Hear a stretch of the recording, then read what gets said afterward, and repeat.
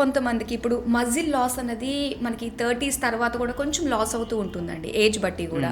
So మరి దాన్ని muscle స్ట్రెంగ్త్ని పెంచుకునే విధంగా ఏమైనా ట్రీట్మెంట్స్ ఉంటాయంటారా? అంటే సైమల్టేనియస్గా వెయిట్ లాస్, ఫ్యాట్ లాస్ అవుతూనే ఇలాంటిది ఏదైనా ఉందా మన దగ్గర? ఉంది. టెస్లా మెషిన్స్ అన్ని ఉన్నాయి. Okay. ఇప్పుడు వచ్చి మనకు క్రంచెస్ చేయాలంటే మనం ఎంతవరకు చేయను అయితే ఒక 20 ఒక 3 సెట్స్ చేస్తాం.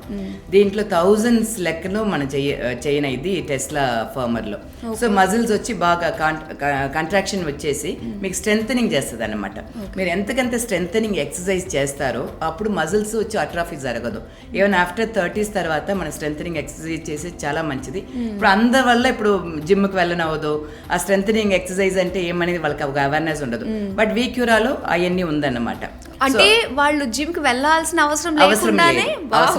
కాంట్రాక్షన్ అనేది మనం దీంట్లోనే మెషిన్ ద్వారానే మనం ఇవ్వచ్చు. దీన్ని బట్టి అర్థం అవుతుంది ఏంటంటే ఒకే పర్సన్ కి 2-3 ట్రీట్మెంట్స్ తీసుకోవచ్చు, ప్రాబ్లం లేదు. మల్టిపుల్ మెషిన్స్ ఇవ్వచ్చు వాళ్ళకి తగ్గట్టు.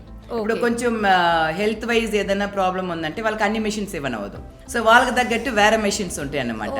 ప్లస్ డైట్ లో కాన్సన్ట్రేట్ చేస్తాం. మన డైటీషియన్స్ ఉంటారు, డాక్టర్స్ మెయిన్ గా ఇక్కడ ఏంటంటే డాక్టర్స్ ఉంటారు. డాక్టర్స్ వచ్చి కంప్లీట్గా స్ట్రైక్ అనాలిసిస్ చేసి, డయాగ్నోసిస్ అనాలిసిస్ చేసి మీకు ఏం ట్రీట్మెంట్స్ మీకు సెట్ అవుతుంది అని తెలుసుకొని ఎలా డైట్ వాళ్ళకి ఇవ్వాలనేది డైటీషియన్స్ కూర్చొని మీకు టైలర్ మేడ్గా ఒక ప్రోగ్రామ్ ఇస్తారనమాట. దాన్ని ఒక్కొక్క ట్రీట్మెంట్కి దాన్ని వచ్చి మానిటర్ చేస్తూ ఉంటారు. మీకు బ్యాక్ ఆఫీస్ నుంచి, కార్పొరేట్ నుంచి కూడా మీకు కాల్స్ వస్తూనే ఉంటాయి, ఎలా చేస్తున్నారు, ఎలా ఉండింది ట్రీట్మెంట్ అని. అది కూడా మేము అడుగుతూనే ఉంటాం అనమాట.